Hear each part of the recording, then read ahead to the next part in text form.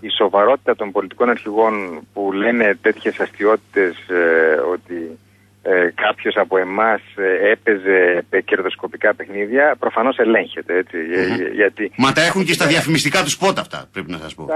Τα έχουν και εντάξει, αφήνω το ποινικό κομμάτι έξω, γιατί ορισμένα από αυτά σηκώνουν και ποινική, αν θέλετε. Εμένα δεν μου αρέσει να ποινικοποιούμε την πολιτική, αλλά εδώ πέρα μιλάμε για καθαρή συκοφαντία, η οποία σηκώνει δικαστήρια, έτσι.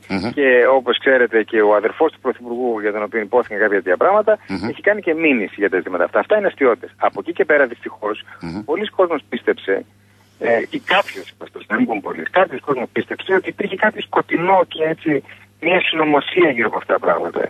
Και ότι ο Παπανδρέου ήθελε να φέρει το Δήμο του στην Ελλάδα για να μπορέσει να αποκομίσει κάτι από αυτό.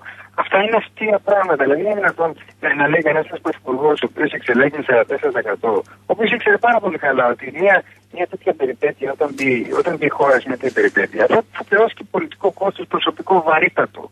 Ότι ήθελε κάτι τέτοιο. Δηλαδή, το έκανε επίτηδες, ότι το επιδίωξε. Νομίζω πως εδώ πρέπει απλώς να επικαλεστούμε την κοινή λογική του πολίτη και να σπρώξουμε όλα αυτά τα σύννεφα της νομοσιολογίας που προσπαθούν να το φορέσουν και τα οποία τελικά δεν κάνουν τίποτα άλλο από προσανατολισμό, από το να βλέπει το πραγματικό πρόβλημα. Και το πραγματικό πρόβλημα είναι ότι η χώρα βρέθηκε να χρωστάει 300 δισεκατομμύρια ευρώ και να έχει συστηματικά τεράστια ελλείμματα τα οποία πλέον δεν μπορούσε να χρηματοδοτηθεί.